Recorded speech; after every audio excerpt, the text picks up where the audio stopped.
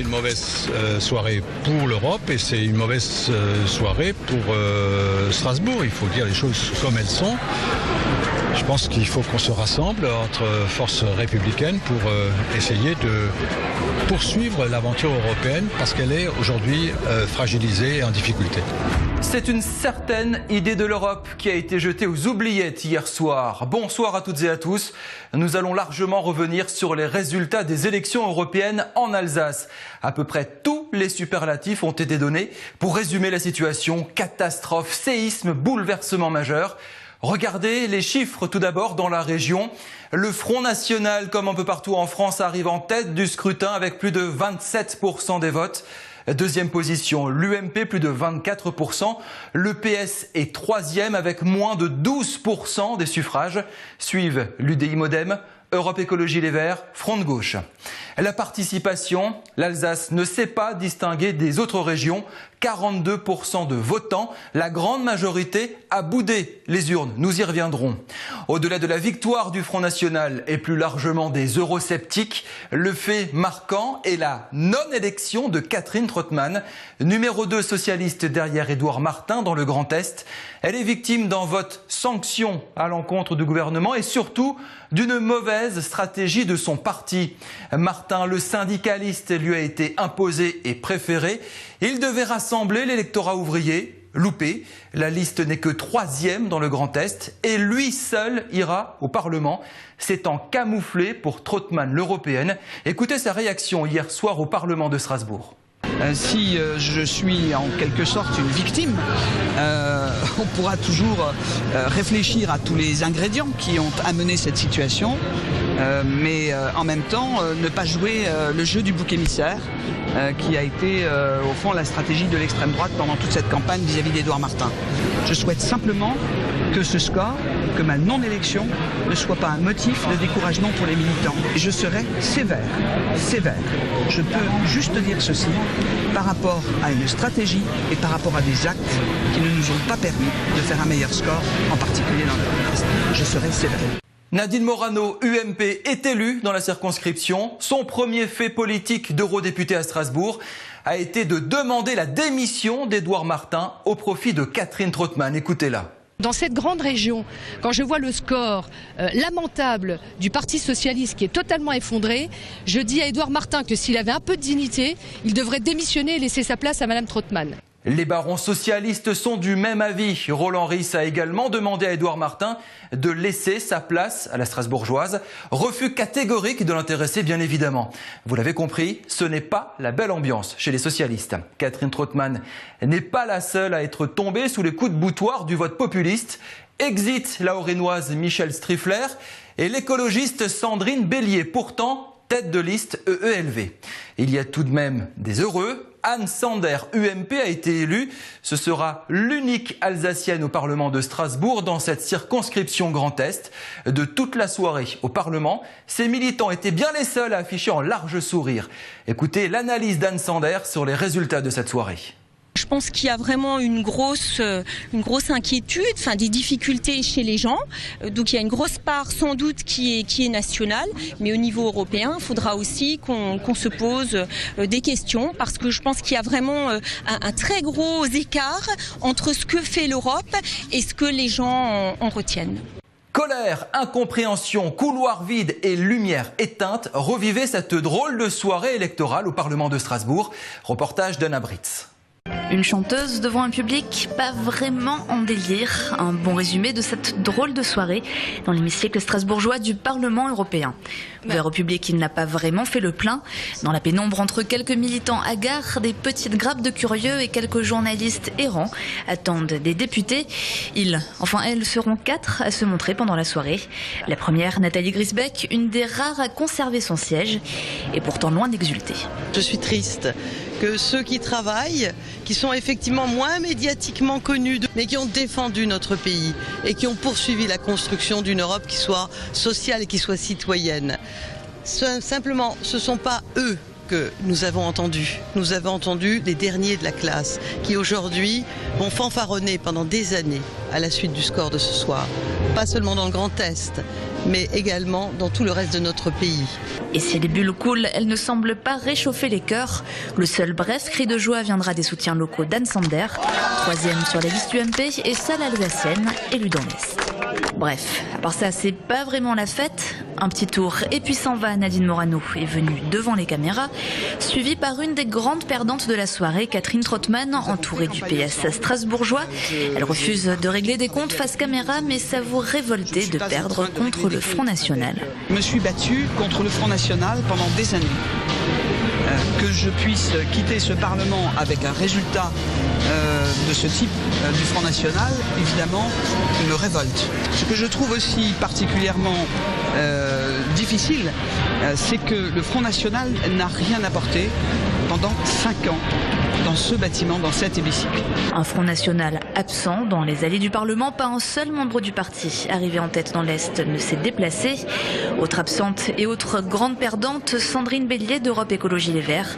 Une défaite dure à avaler pour les écologistes. C'est effectivement quelque chose de dur, de dire on n'en a pas beaucoup des représentants du peuple français qui se soient investis sur ce mandat européen. Moi, j'en connaissais personnellement au moins 2, Sandrine Bélier, Catherine Trottmann. Je suis orphelin des 2 ce soir. C'est le drame du point de vue de l'Europe. Notre pays va envoyer près d'un tiers de ses députés qui n'en ont rien à faire des enjeux de l'Europe, qui n'en ont rien à faire de nos valeurs européennes. Les bouteilles vidées, les élus partis, ne reste qu'une soirée télé pour vivre à distance, celle de Bruxelles. Grand absent de la soirée à Strasbourg, mais vainqueur des élections, le Front National. Le parti n'a pas daigné envoyer ses nouveaux députés au Parlement hier soir. Souvenez-vous de Jean-Luc Schaffhauser par exemple, le candidat Rassemblement Bleu Marine au municipal à Strasbourg, conseiller municipal, a été élu député européen en Ile-de-France. Pour les militants UMP, UDI, PS Vert, Front de Gauche, le menu du soir était soupe à la grimace. Réaction et reportage, Camille Wormser. Mine grave, déconfite, le cœur n'était pas à la fête hier soir au Parlement européen. Face à la vague Front National qui s'est abattue dans le Grand Est, les militants des différentes familles politiques accusent le coup. Comme Jessica, venue assister à la soirée électorale dans l'hémicycle. Je suis un peu triste des résultats français. Ça me fait mal au cœur de voir qu'un parti nationaliste arrive en tête. De l'émotion, il y en avait également du côté du QG, du Parti Socialiste Européen, des militants qui sont restés sans voix dès la publication des premières estimations à 20h. Très surpris du résultat du Front National, en tout cas dans la ville dans laquelle j'ai milité. Et voilà, je suis dégoûté. Moi, il y a un peu de déception. Après, en tant que socialiste, on s'y attendait un peu. La plus grosse déception, c'est évidemment le score important du Front National et le score haut de l'UMP aussi, qui fait qu'on a une droite forte en France actuellement et une gauche qui s'effondre. Donc ça, c'est un peu triste pour nous.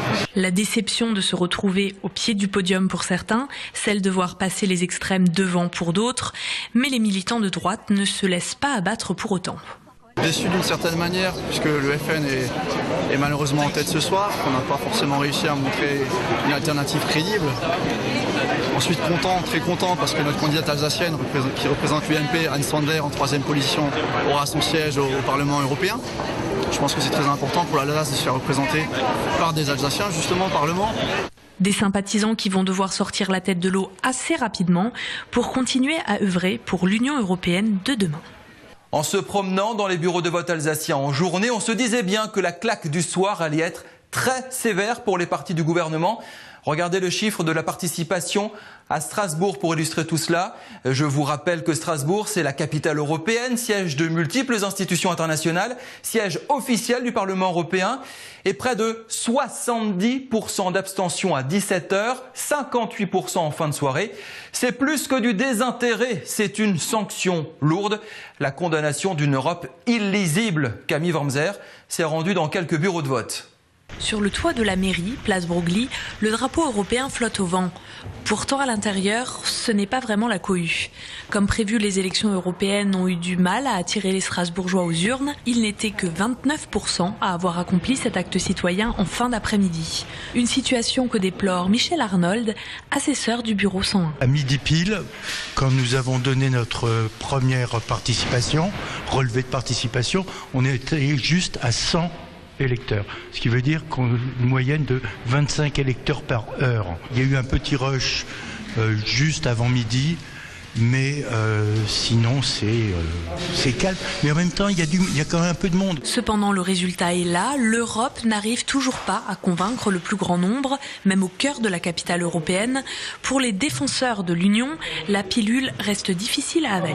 Je pense que c'est un signe fort envoyé aux hommes politiques, aux femmes politiques qui font l'Europe au quotidien, qui travaillent à Bruxelles comme à Strasbourg et qui doivent absolument mieux communiquer parce que l'Europe au quotidien, elle existe, les lois sont votées régulièrement, ça concerne toute notre vie quotidienne et pour autant, on n'en parle pas. Des gens qui ne s'y retrouvent plus et qui, lassés des politiques, ne voient plus vraiment l'intérêt d'aller faire entendre leur voix.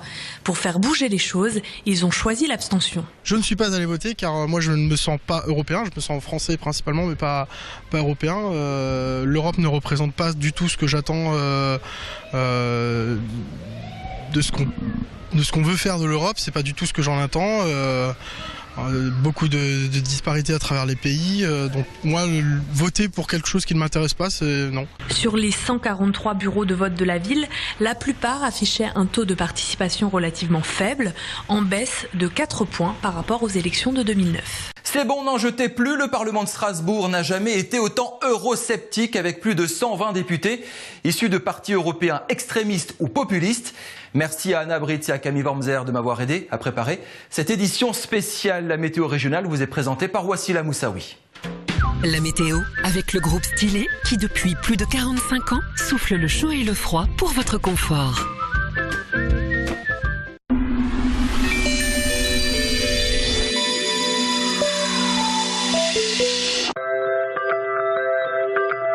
Salut chers téléspectateurs d'Alsace 20, ravi de vous retrouver. Le parapluie, objet indispensable pour cette journée du mardi. On commence par la matinée avec des pluies bien soutenues dans l'ensemble du territoire. Des températures fraîches, comprises au lever du jour entre 11 et 13 degrés. 11 degrés la minimale du côté de la Petite-Pierre. 12 degrés pour Wissembourg, l'agglomération strasbourgeoise ou encore du côté de Schirmeck. 13 degrés la maximale pour l'ensemble du Haut-Rhin. L'après-midi, eh bien, les pluies persistent, un peu moins soutenues néanmoins par rapport à la matinée. Et on gagne quelques degrés. On atteindra une maximale de 19 degrés. 19 degrés la maximale pour l'agglomération strasbourgeoise ou encore Schirmeck. 16 degrés la minimale du côté de Wissembourg ou encore la Petite-Pierre. Et 18 degrés pour l'ensemble du Haut-Rhin, pour Colmar ou encore du côté de Saint-Louis. La tendance pour le lendemain, mercredi, eh bien, le retour de belles éclaircies avec des températures qui varieront de 10 à 19 degrés au cours de la journée. On termine par l'éphéméride de ce mardi 27 mai. Nous embrassons les Augustins. Le soleil se lèvera à 5h35 pour nous quitter à 21h17 et nous gagnons 2 minutes de soleil. Je vous souhaite de passer un excellent moment sur Alsace 20.